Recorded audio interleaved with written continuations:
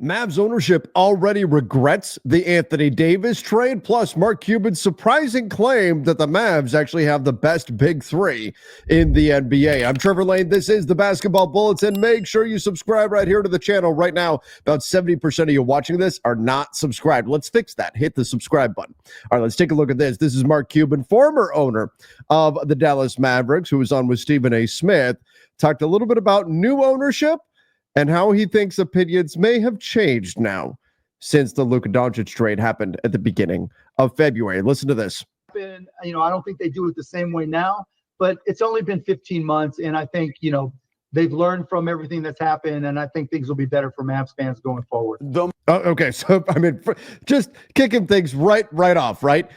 They wouldn't do the same things now, right? But I think they've learned from it now that they've owned the Mavs for 15 months and they would do things differently. And he thinks things are going to be better from here on out. Yeah, considering this has been maybe the most controversial period in Mavs history, certainly the most frustrating period for Mavs fans to see Luka traded away at the beginning of February, shockingly traded away. We've gone over all the details of the trade and why the Mavs were doing it, even though Nico Harrison's reasoning for doing it conflicted with Patrick Dumont, the owner now, his explained reasons for doing the trade. But nonetheless, Mark Cuban saying, yeah, they'd probably do things differently if they had it all to do over again. But he goes on from here. Most obvious question you have ever been asked, because we all know the answer. If Mark Cuban is still the owner for the Dallas Mavericks, majority and otherwise, is Luka Doncic in LA or is he still in Dallas? I think he's here, yeah. Could you have ever imagined yourself trading Luka Doncic? No. Yeah. Cuban would have never traded him. It would have never happened had Cuban not sold the team. You explain why the hell they came to that conclusion? I don't know. You still don't know? I've heard, Nico is, I've heard what Nico said publicly, privately, and they align. And so, Nico felt it was the best decision, and Patrick Dumont agreed with them at the time. And they made. Did you catch that? Nico felt like it was the best decision. Patrick Dumont agreed with him at the time. Maybe he's suggesting that he doesn't agree with him now.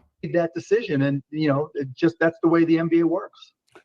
So Patrick Dumont at one point agreed with Nico Harrison. Now Nico Harrison has said this is a move to win now. We're looking short-term window. We're going to try to win now. Obviously, it already has been derailed by the injury to Kyrie Irving. But nonetheless, Nico Harrison said this is a move to win now. Patrick Dumont, a few weeks ago, talked about how this is a move for the future. Makes no sense. Doesn't make sense as a future move when you trade a then 25-year-old superstar to get a 31 going on 32-year-old Anthony Davis, who's also a superstar, an incredible player.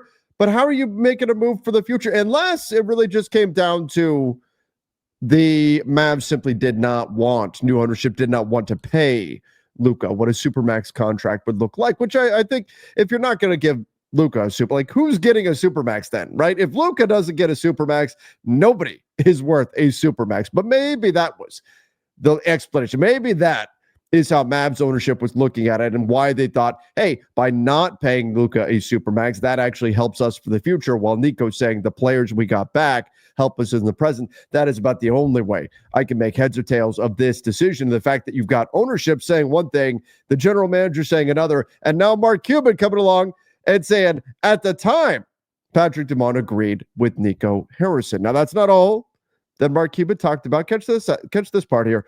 Talked about the Mavs and a big three here. Check it out. The truth is between AD, Derek Lively, and Derek Gafford, that's the best big three in the NBA.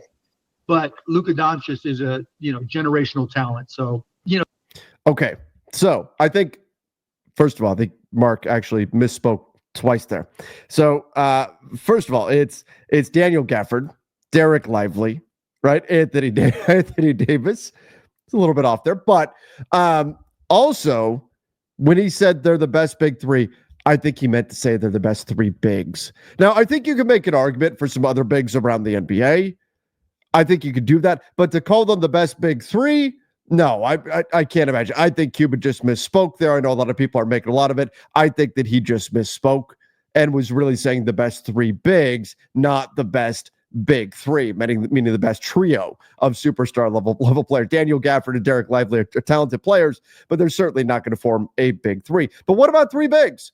Are they actually the best three bigs together in the NBA? I mean, Anthony Davis by himself is one of the top bigs in the league. You look at what Cleveland has with Mobley and Jared Allen. That's a pretty impressive duo right there. You've got the guys in Minnesota with Rudy Gobert, Naz Reid, Julius Randle. There's other groups of bigs that are really good, but I think he's got a case. I think you've got a case for those being the best three bigs on a team, and that's really what Dallas was trying to build. They were trying to build a team around a trio of big men.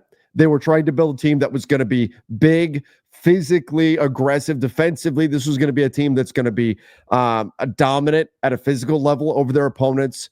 That's what they were looking to try to create, a team that could lock teams down on the defensive side of the ball and then allow Kyrie to be the absolute ball handling wizard that he is on the offensive end. And now, of course, Kyrie being injured may derail that. Now, that said, it still doesn't justify necessarily the trade, but you could see the blueprint for the team going here. Hey, you're always going to have two of the best bigs on the floor, and if you need to go smaller and you need to run Anthony Davis at the 5, well, okay, PJ Washington hops in and he could play the 4, no problem. He can also play the 3.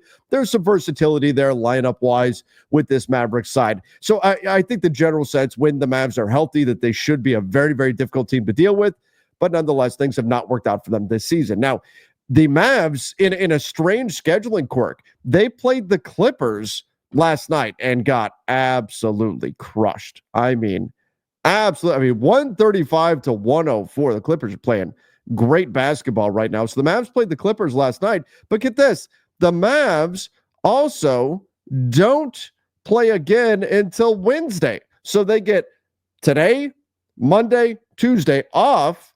And then who do they play? Oh, it's the Los Angeles Lakers in Dallas. Now, the Lakers play today. The Lakers play Tuesday, both games against OKC, and then go play the Mavs second night of back-to-back. So kind of weird where the Mavs, they don't play for 3 days. The Lakers are going to play 2 games in that stretch and then take on the Mavs. But because the Mavs don't play again until they see the Lakers, a lot of Mavs players, the coaching staff, they were asked about this matchup coming up with the Lakers and what it means for them. Anthony Davis was asked about the emotions behind playing the Lakers coming up, and he just coldly said no emotions. No emotions. So this is going to be a big game. This is going to be interesting to see how the Mavs fan base reacts to Luka being back in Dallas. Of course, we've got a long way to go to get there. The Lakers have 2 games against the Oklahoma City Thunder before they even get to that spot. But for the Mavs, it's now looking ahead to the Lakers on Wednesday, and that gives a lot of time in Dallas. I would have to imagine in Dallas, they'd probably rather it's just a back-to-back or something, because now in Dallas, they've got 3 days off with nothing to talk about but the upcoming matchup with the Los Angeles Lakers, and this trade is going to get rehashed and brought up again. And I think that by the time we get to Wednesday, there's going to be still, even now, going on 2 months since the trade, just over 2 months since the trade, there was still, I think, a lot of raw emotion in Dallas and a lot of fans that are going to be frustrated. I think that frustration is going to be heard there in Dallas on Wednesday when the Lakers and Luka come to town. The first time Luka's going to play in Dallas on a visiting team,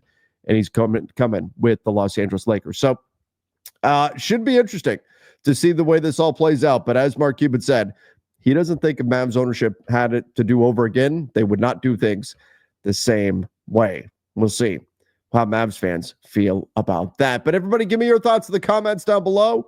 Don't forget to subscribe right here to the channel. Till next time, everybody. See ya and stay safe.